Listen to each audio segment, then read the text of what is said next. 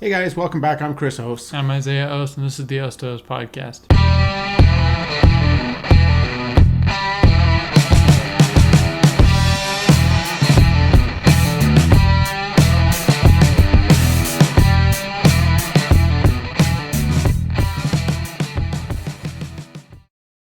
All right, guys, welcome back. I think we got a great show for you today. We're going to start talking about the difference in the lingo between millionaires and broke people and middle class people. Some of the words that we use, and I think it'll be pretty interesting to see some of the differences. Yeah, so what you kind of wanted to talk about was the way that we view things and talk about things like wealth. Like wealth is kind of one of those things that we think we really know how to describe it and talk about it, but it's actually quite different when you're very wealthy or you're very poor, the way you describe it. Mm-hmm. Sure. I think it's really interesting, and I think there's such a wide array, depending on what your upbringing was and what your outlook on life is, what wealth actually is. I mean, most of the world, I would say, the majority of people, wealth, when you ask them what wealth is, they look at, what we see in the media. We see the superstars, we see the movie stars, and we see them driving Lamborghinis and living in these big, fancy houses and things like that. That's what most people see as wealth. But, when you talk to an entrepreneur or someone who's, into investing and just starting off in life, someone with that kind of mindset, they think of wealth in a totally different light. They think of wealth as having, the money to do the things they want to do, to enjoy life, have that security. Like you and I, that's one of the points that we agree on, right? Is that wealth to us is not to driving fancy cars. Wealth to us is just having enough money to be able to live the lifestyle we want to live. I guess, to someone, maybe that does want to drive a Lamborghini, that's fine as well. I'm not saying that that's not, true wealth, but, having stuff doesn't mean you're wealthy. Right. Yeah. It's actually almost quite the opposite, because if you have so much stuff that's taking away your money instead of giving you more money, like a house might be giving you more money if you're renting it out to people, or a car might be taking away money because you have so many payments on it if it's like a really expensive car. So having like a really nice car and a really nice house, but you're living in it and things like that, that's taking away your money rather than giving it to you. Mm-hmm. You can still have that lifestyle, but redirect it, buy assets, and then use those assets to buy luxuries instead of just buying luxuries. Mm-hmm. You can have that lifestyle, it just takes a little detour. You know what I mean? Because if you're able to buy maybe rental properties or invest a lot of money in a company that gives you a lot of dividends, you can take that money that you make from that and invest it into luxuries and have those luxuries paid off, rather than just buying those luxuries right off and then actually being worse because of it, because you have to work and things like that. Mm-hmm. And that's kind of another thing we were going to talk about, is like net worth and stuff, but we might get into that in a minute. I don't know if you had anything else to add. I think this is probably a good time to get into net worth, because it's something that a lot of people don't understand. So net worth is what you have left over. So say you have a $200,000 house, mm-hmm. and you owe $100,000 on it. Right. And that's your only asset with debt on it. Mm-hmm. So that $200,000 house doesn't mean you have a net worth of $200,000. You only have a net worth of what you have liquid in that house. So your net worth with a $200,000 house with $100,000 worth of a loan on it is $100,000. Right. So pretty simple math. When you get into it, and you actually have to put everything onto a sheet. All your expenses on one side, or all your assets on one side, I should say, and what you owe on all those assets on the other side. You subtract what you owe from what they're worth, and that's your net worth. And right. A lot of people nowadays don't actually have a net worth. They'll live in a place like Denver. They'll have a $500,000 house. That's what the market value is on it. They'll owe $460,000 on it. They'll have a $70,000 pickup. They'll owe $60,000 on it. So their net worth is basically zero. Right. In the end, more, yeah. Maybe a little bit more, but then you start taking into account like credit cards. A $10,000 credit card here, a Walmart card over here, or a Target card, with a balance on it, and that's where their net worth goes, because they're, spending money that they don't have. So there's actually a calculation you can use to figure out your net worth, and it's a really simple calculation. So you're going to take what you make per year, multiply that by your age, Okay, and once you have that number, you're going to divide that by 10. So if you make $30,000 a year and say you're 20 years old, 20 times 30,000 is going to be 600,000. You divide that by 10, and that's 60,000. That's what your net worth should be at your age to be a millionaire. Okay, so if you don't have $60,000 in the bank, you're behind. So, another example, at 50 years old, you make $100,000 a year, right? Your net worth should be somewhere around $500,000. So that's what you should have in liquid assets. Well, not even liquid assets, equity in your home, equity in your vehicles, 401k, et cetera, et cetera. So, pretty simple one that everyone out there can do to kind of figure out where they need to be in life. And I think that's a really important place to start from when you're trying to figure out your net worth. Right. You figure out where you're at, and then that helps you make decisions on where you need to catch up, where you need, if you need to be investing more of your paychecks into your 401k, or you need to be paying off more of your debt. It's a lot of times I think that we just kind of go paycheck to paycheck. We don't think about what we're actually worth. The fact is, though, if you die tomorrow, somebody's going to have to deal with that debt that you have. So, it's really important to understand what your net worth is. Yeah. And I mean, you can have a net worth of $1 million and still be broke and still be not making basically any money. Yeah. If you think about it, if you inherited a $500,000 house, and then you also, had a bunch of different assets, maybe different houses, and weren't making any money on that. Both, maybe if you had two homes that were worth $500,000, you inherited one and you bought one, your net worth is $1 million, but you're not doing anything with that other home. So your net worth is $1 million, but you actually are making minimum wage possibly, or, very little money, 60 grand a year. And so you want to use, if you're like, your net worth doesn't necessarily mean wealth, or you can get that money back out of it, possibly, but it doesn't mean income wealth. You know what I mean? So, if you have 5 $100,000 houses, maybe somewhere where the market's a bit lower, and you're renting those out and you're making, $1,000 a month on each of them, you are making quite a bit of income, plus you have a $500,000 net worth, and there's the difference there. Yeah. So there's different ways of looking at it. It doesn't necessarily mean you're wealthy on your income just because you have a high net worth. Is what I'm trying to say. It's an interesting point, because that's one of the things that we talked about in a previous podcast in that book, The Millionaire Next Door. Right. They talk about how that most millionaires that we see, they have a net worth of $1 million, but that doesn't mean they're making $100,000 a year. They talked about a few examples in that book where, it was 2 high school teachers, and we all know what high school teachers make, the $30,000 to $40,000 range, depending on the market you're in. But, so they're making $80,000 a year, but they have a net worth of $1 million. But that's because, they were smart with their money. They invested it. They paid off their home. They're driving paid off vehicles.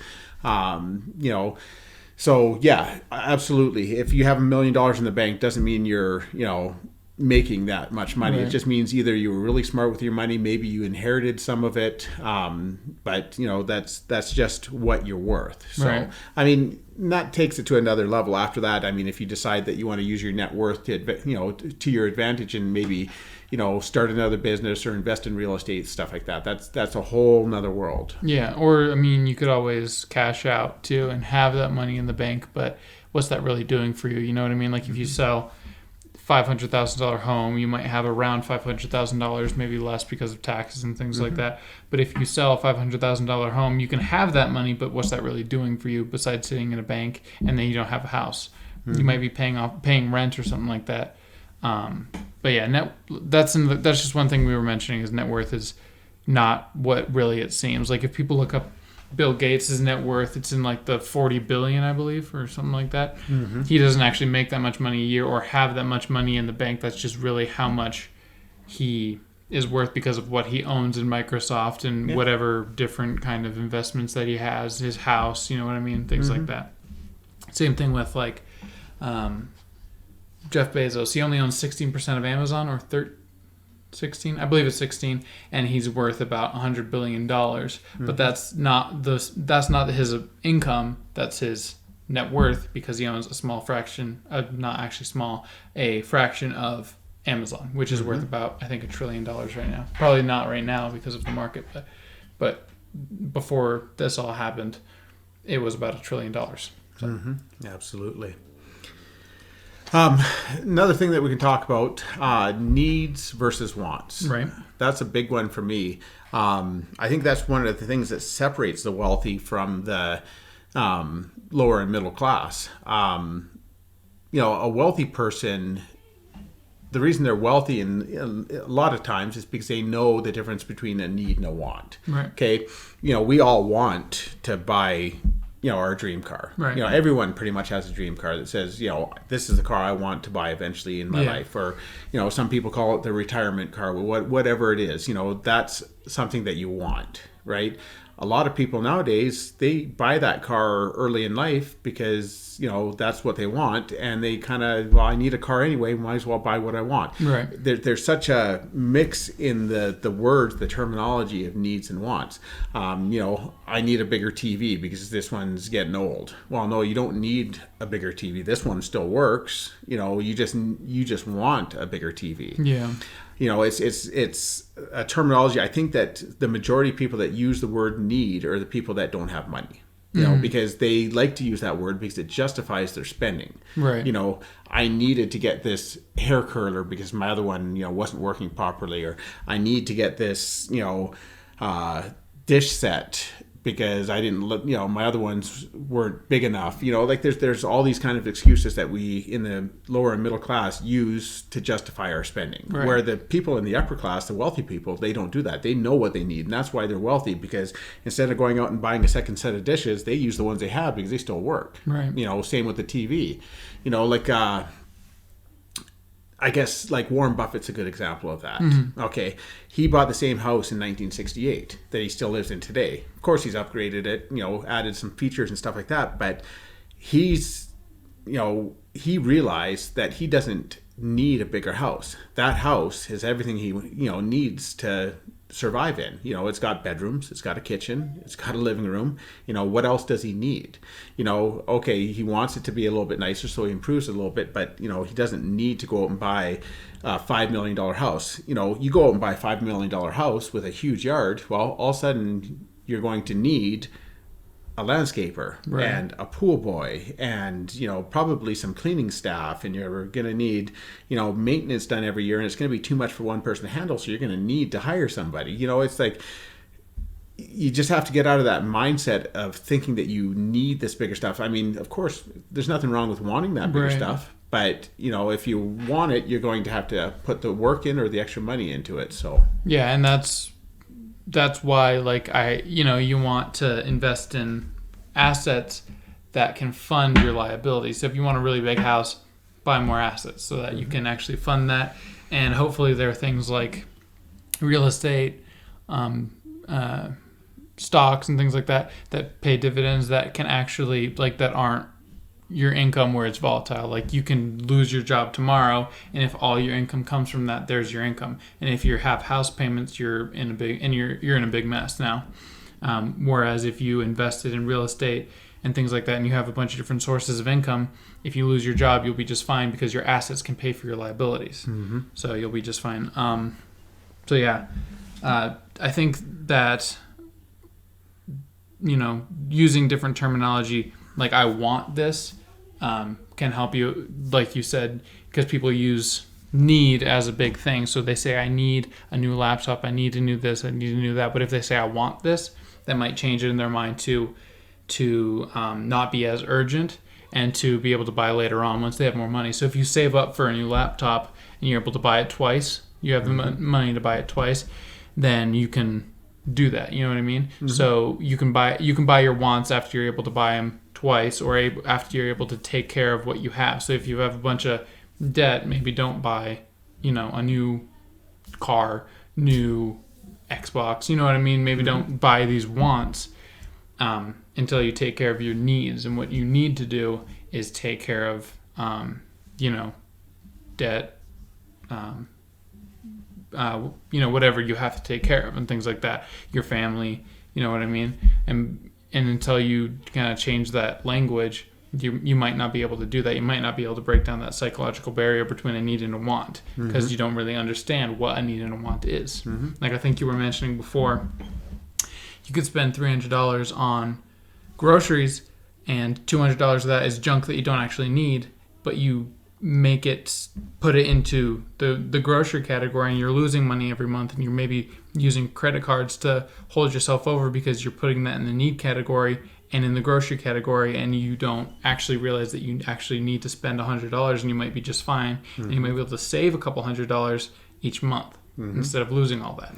That was kind of interesting this week. I did things a little bit differently for my grocery shopping. I actually did the pickup at Walmart. Yeah. So I ordered everything online because I just didn't want to go into Walmart. I wasn't feeling well. I didn't feel like walking around for an hour doing my grocery shopping. So I actually, sat and did it all on my phone and put my grocery order together and got everything on there. And I was actually really surprised at how low my grocery bill was. Because, like you go to Walmart and I have a grocery budget. I know how much I'm going to spend or how much I plan on spending at the most. Well, I put everything into the thing and I went over the list a couple times, figured out all my meals, figured out, okay, this is enough and, a little bit extra in there, just in case kind of thing. And my grocery bill was probably about 40% lower than it usually is. Yeah. And the only thing that I can attribute that to is I wasn't walking around the store thinking, oh, well, you know what, let's go over here because I need, a new dish towel or right. I need, like all these things that, we kind of convince ourselves we need or, oh, I've been meaning to look at one of these, know. And, it was amazing. And I think that's actually how I'm going to do my grocery shopping from now on because it was easy. I think I saved money. And, the pickup was easy too. Right. You pull into a spot, a guy comes out with your groceries and you leave and go home kind of thing. So it was really an eye-opening experience for me. That's kind of what the stores are set up for. You aren't able to see everything. So you have to kind of walk around and all the stuff like milk and eggs are in the back. So you have to walk through everything to find what you really want to. And then you might look at muffins and be like, I need some muffins. And then you might look over at the ice cream and be like, I could use some ice cream and things like that. Whereas if you're just scrolling through a website, you're like, I need this, this, and this, and then it's done. You're not walking around looking at it. You know what I mean? I don't think anybody browses food websites and thinks about what they really want. It's a little weird. Yeah. But yeah, it definitely shifts your view from wants and needs. And I think if you can do that and then maybe do some other things like shop on Amazon, whereas going into Best Buy you could look at really cool headphones and really cool things when you're maybe buying a new phone or whatever it is. And then you can look at all the different accessories and be like, oh yeah, this is nice. Instead of on Amazon you can just buy the phone and be done. That might change your shift your view a little bit too if you're able to do that. So yeah, it's probably a pretty good practice to get into it. And I think that I'm going to experiment with that for the next couple of months and see where, if I'm actually saving money or if it maybe was just that instance. But I really feel like, I save money by not having to go into the store. So, well, if it's lower than what you usually would spend, I'd say yes. So if you'd go into the store and spend like $300 and you go online and spend $200 and there's that difference and it's not a fluke because of any, like last month you had a party, this month you don't. If it's just average spending, then I'd say yes, you probably would make a lot, or you'd probably benefit from shopping that way. Absolutely. So, also, it helps to not have to walk around and see all the Walmart people. So. Yeah, that's definitely one of those advantages. So that kind of transitions into the next subject that I was making notes on there. Spending versus saving. Right. We kind of talked about this a little bit earlier and how, we have this mindset in the lower and middle class of, okay, there's a $300 TV. It's on sale for $150, right? So we buy that TV because we're thinking we just saved $150. Well, we didn't actually save $150. We spent $150. So, it's this mentality that, saving money, getting a discount on something is the same as not spending that money, but truthfully it's not. It's, right. We're still spending money. Yeah. I mean, you think about it that way too, like this is like what we were just talking about, going through Walmart and things like that. You look at a can of soup that was 50 cents, now it's 25 cents, and you're thinking you're getting it half off and you're saving half the money, but you're really not. And that can lead to you spending more because there's always a sale. There's always a sale on things that you might need, and then there's always a sale on things that you see that you didn't know you needed, but now you need it because it's on sale. Because you're going to save money, but you're really not. Saving money would be not buying that thing at all, and then putting what you would, $150, $300, whatever it is, into your savings account. That's actually saving. Yeah. Or taking it out and putting it in a safe or something like that, whatever you want to do if you don't trust banks, whatever. But yeah, there is a complete difference between what most people think is saving money and things. And I think it's good branding on the part of businesses like Walmart and things like that. Like, you'll save this much if you come in right now. And we think, oh, saving is good. So we kind of link those two together. Or coupons even. Like, coupons are great if you want to save money, but on things that you actually need, not want. Yeah. So if you go into the store and you have coupons for, apples or whatever, but you're going to need to buy apples anyway, that's great because you are saving money because you have to buy those things, you know what I mean? But if it's on a TV, you don't really need that, so you're really not saving money, you're spending money, you know what I mean? So if you're going to spend the money anyway on milk, which most people drink milk or need milk or whatever it is, go in and use your coupon and save that money. That's great. But if it's something like a new phone, you're not saving money, you're spending it. You know what I mean? And that could be the thing that actually hurts you more than helps you. And it's just really good branding, like I said, on part of businesses. It is. Another really good branding or good marketing for a business is dollar stores. Yeah. We go into a dollar store and we're like, okay, well, I need dish soap and a scrubby, right? So we think, okay, we're going to just go to the dollar store because they're all $1 there. So we go into the dollar store and we buy that dish soap and a scrubby, and then we see 15 other things that we want, and all of a sudden we walk up to the counter and we've got $20 worth of stuff in our basket, and we went in there for $2 worth of stuff.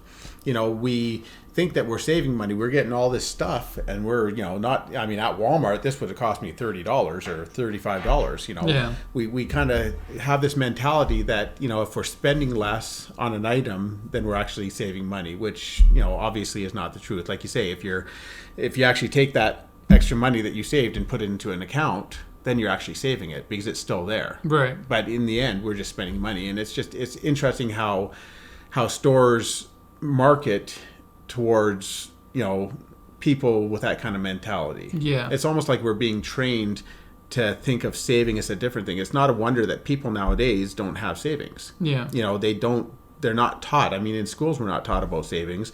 Most of our parents, because of the generation we came out of, never taught their children about savings. And so now we're thinking it's almost like we've had this paradigm shift where we think saving is spending less, when saving is actually keeping that asset.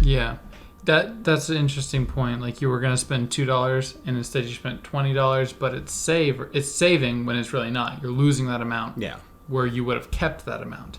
So not doing that thing in the first place would have actually saved you money. But it's just a mentality thing. You have to break out of that. You have to understand, like, needs and wants are very different, and you can easily save money and invest in assets and buy those things if you break that psychological, barrier between what is reality and what isn't. You know what I mean? I think that, I don't know, it's not a bad thing on the side of the businesses, though. No. Like, that's business. You're going to do whatever you can to get people in, legally, of course. You're going to do what you can to get people in and buying your product. So it's not a bad thing on the part of the business, but I think it's more a bad thing on people who don't really realize that they're losing money in the long run, and even in the short term too, buying a bunch of different, maybe 2 TVs at one time because there's a sale on it. I've seen that before. People will come in and buy 2 or 3 TVs because they're half off, and one of the price of one TV would have equaled the price of the 3 TVs that they're getting, so they think they're saving all that money, but you're still spending almost the same amount. Yeah. You're still losing the same amount of money and getting no value back. So that's really interesting. Yeah. It is. We see a lot of that stuff too with, like, cashback cards, credit cards. Like, this wasn't actually in my notes, but it's another way that, that these businesses out there are marketing to, people that don't have the financial education and the understanding of what's going on they'll get a cashback card that's going to give them, say, 5% back on their cash. So, I mean, automatically these people think, oh, I'm just going to use this all the time. I'm going to spend money. They end up getting it up to the credit limit, and, they get into the credit cycle and just paying it off every month. So they got all this debt. And at the end of the year, they spent, say $10,000. Well, they're going to get, $500 back in cash back at the end of the year. But what they don't realize is they're being charged interest on $10,000. Yeah. And they're spending all this money on this credit card. They've got $9,500 worth of debt that they wouldn't have had in the first place if they wouldn't have, got this credit card, all for $500 worth of benefit. Yeah. And people are convinced that this is a benefit for them, that they're saving money. So yeah.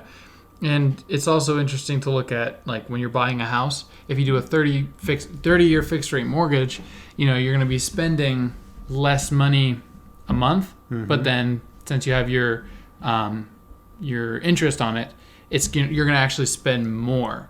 So whatever an average interest is on over 30 years, you're going to end up spending more, even though with a 15-year fixed rate mortgage, you're going to be spending more per month, but less in the long term because of your percentage rate might be a little bit higher, but you're paying it off over time. So if that makes any sense, I kind of riffed that a little bit. Yeah, that's all right. But I mean, what people don't understand is that, so you have a $300,000 mortgage. All during that 30 years, you are paying interest on the principal. So, if you cut that down to a 15-year mortgage, you're actually going to be paying that principal off quicker. So you're going to be paying less interest in the long run. So, again, that goes back to financial education. People aren't taught that. They're taught, okay, if you do 30 years, you're going to have a $700 payment every month. If you do 15 years, you're going to have a $1,200 payment every month. And they're looking at those numbers thinking, oh, I'll do a $700 because that's going to save me money every month. Well, yes, but you're going to be paying, that, money back in the long term, and plus, a lot extra because you're going to have that principal outstanding for so much longer. Right, and that's how the banks kind of get you, is they make it seem like a better deal because you're paying less per month. And it seems like over time that makes sense. $700 per month versus, a couple $100 or a couple $1,000 per month is less money, and you'll be saving money each month. But people don't look far enough ahead to realize they're actually going to be paying way more than the actual cost of the home versus if they did a 15. And I mean, if you can't afford the payments, don't do a 15, year mortgage. Maybe do a 30-year, but then pay it like a 15-year, except for the months that you can't. Or buy a house that's more in your price range. Yeah, something like that. I mean, a lot of people don't do that, though. So, if I had to give anybody advice, maybe if they're going to be buying something that's out of their price range, do it smarter. You know what I mean? Because I think a lot of people might be in a 30-year fixed rate mortgage right now, and on a home they probably can't afford, and I kind of want to give them advice for that. But yeah, if you're getting into a home, buy something you can afford, and then if you can, do a 15-year fixed rate mortgage rather than a 30-year fixed rate mortgage, and pay it off like a 15 if you're doing a 30-year fixed rate mortgage. We didn't have that in our notes, so that was a little hard to get across, but I can't say that I agree with you. I think that, if we're going to tell people to do something, it should be to buy something in their price range. I think that, too often that's what, the real world wants us to do, and that's not what we're about here. We're about, giving people advice that's, that's going to make them successful. And I think too often, the advice to get something on a 30-year mortgage and pay it off like a 15-year, people aren't going to do that. Yeah. Unless they're a person that has motivation. Like, I would trust you to do that because I know that what you have as an end goal, you would be willing to do that. But most people aren't willing to do that. They say, oh yeah, that's a good idea. I'll just pay it off as a 15-year mortgage. I'll put a little extra on every year. But then there's always something that comes up to where they say, oh, I can't afford that. Right. So, a 15-year mortgage, you're going to pay a lot less interest on. You might have a higher payment, but that means that you're not going to buy that new car. Maybe you're going to wait until you buy a brand new car or something like that. Maybe you're going to buy a $3,000 car or a $5,000 car just to get you through. Right. And the thing is, as we get older, our incomes just traditionally go up. So when we're 25 years old and we're going to buy our first house, you do that on a 15-year mortgage, and maybe it's a struggle. Maybe that $1,200 payment is a struggle when you're making $30,000 a year. Or, well, let's say a $700 payment when you're making $30,000 a year, right? But then, within that 15 years, after 5 years, maybe you're up to $45,000. Right. All of a sudden, that $700 payment isn't that bad. You get to the end and you're paying that house off, and you're making $60,000 a year and still making $700 mortgage payment. You see what I'm kind of getting at there? Yeah, I understand. That's a pretty good point for people that, it makes sense. You have to kind of be highly motivated and have an entrepreneurial spirit to do what I said, but yeah, that makes a lot of sense.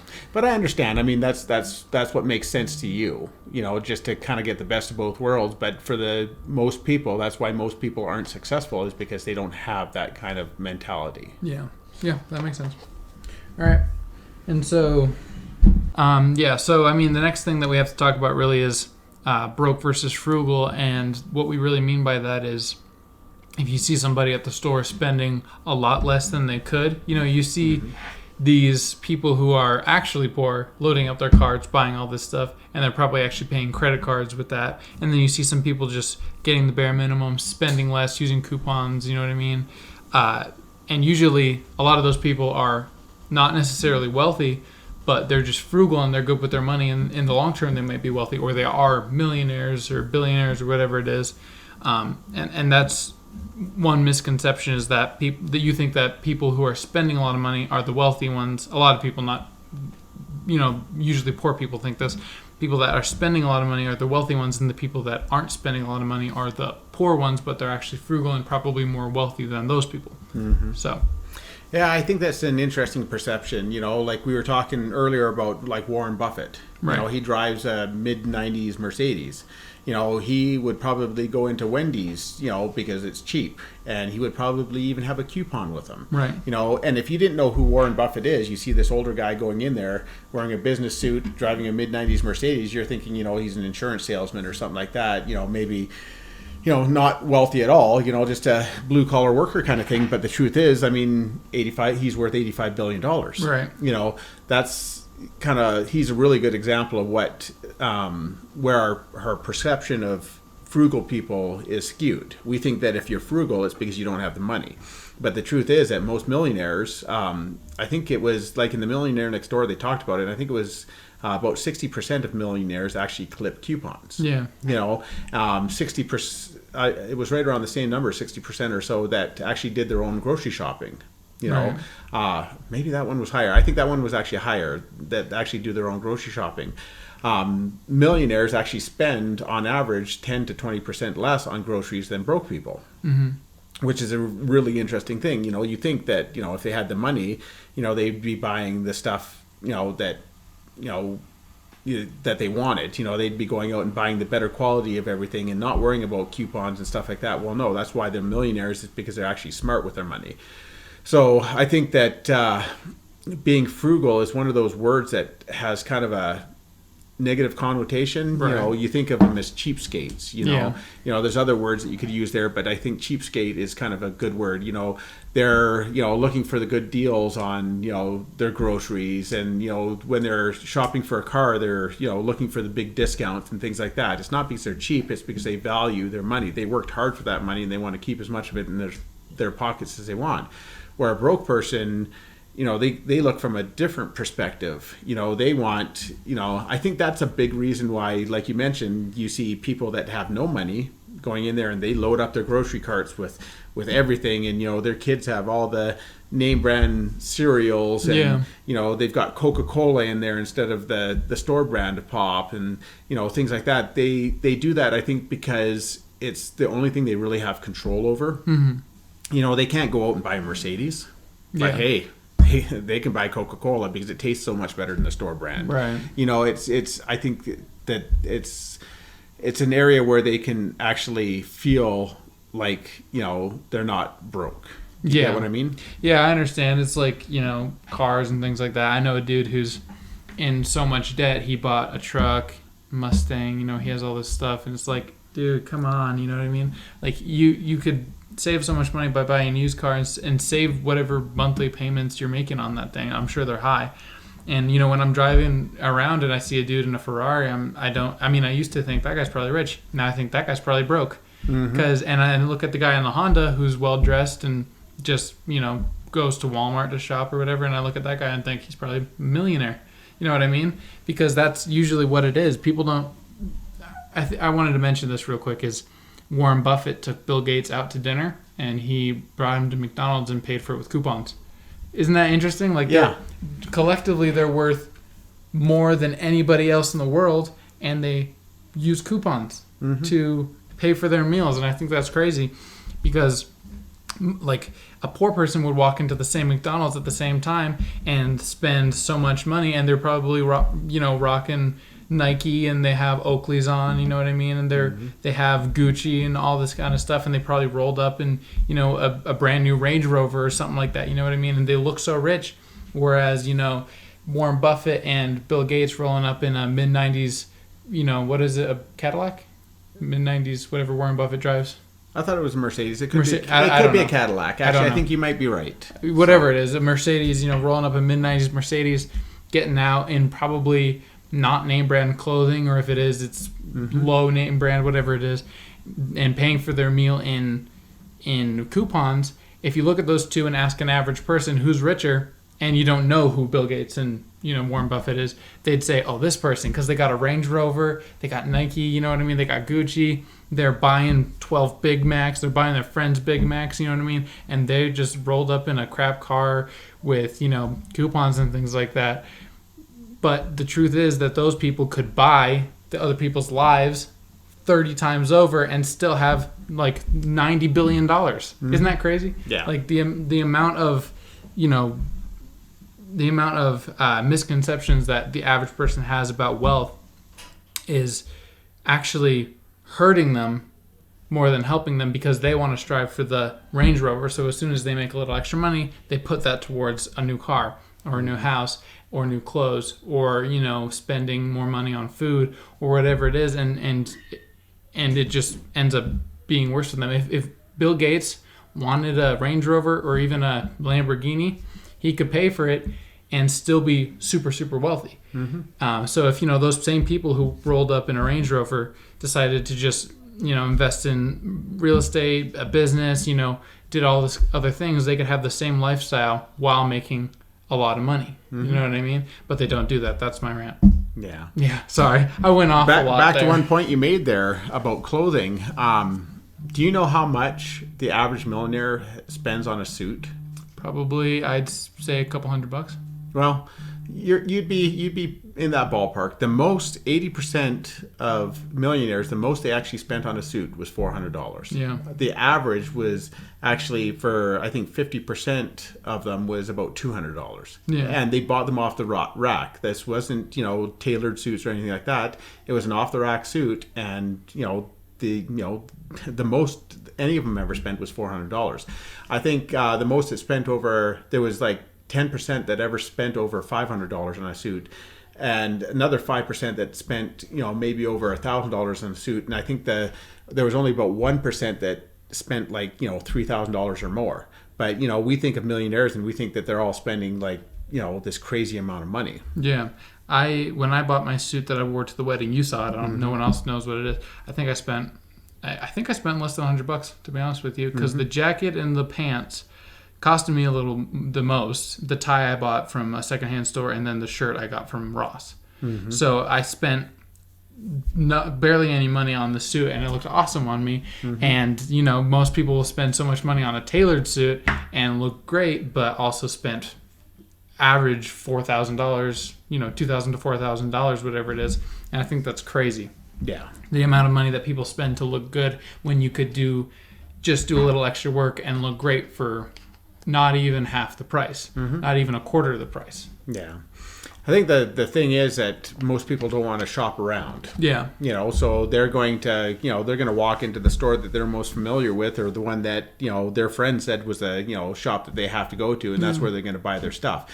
For me, I'll shop around. I mean, like, if I don't like, if I go shopping for a shirt and I don't like what I see, I just won't buy a shirt. Yeah. But, if I'm bound and determined to buy a shirt, I might spend 4 hours driving around to different stores until I find one I like for a price I like. Yeah. So.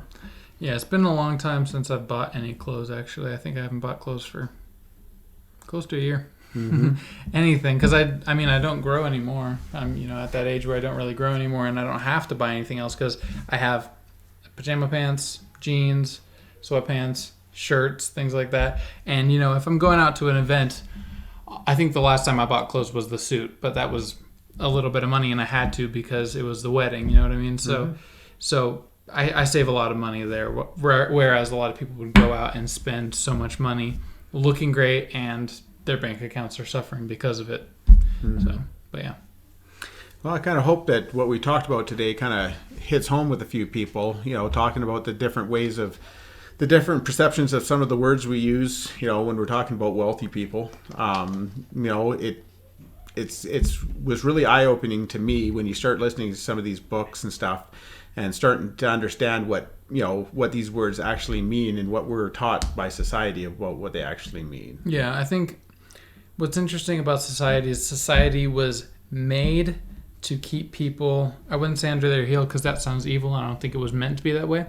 But the people at the top brand to the people at the bottom, and usually that keeps them at the bottom because it encourages spending because that makes them more wealthy. It encourages borrowing money and lending and things like that. And that usually keeps them at the bottom. Whereas if you break out of that, you could be at the top. And I mean, it works that way and it's probably always going to work that way. But I think it's just interesting to realize like how much you can actually save versus spend, what your net worth could be if you didn't borrow. You know what I mean? Like it's just very interesting in my opinion. I think I can't really describe how interesting I view it, but if you really look at the like psychology of the way we interact in society, keeps us at the bottom, whereas we think that if we go along with the system, we'll be at the top. And that's usually the complete opposite of the case. So yeah, well, I think that'll about wrap things up for the day. I hope you enjoyed the show. Yeah, go ahead and leave a comment if you want us to talk about anything on a future episode. Go ahead and subscribe if you are enjoying the podcast, and don't forget to leave a like. And hit the bell notification so you're notified when we upload new videos. Thanks for watching. Have a good day. Thanks for watching.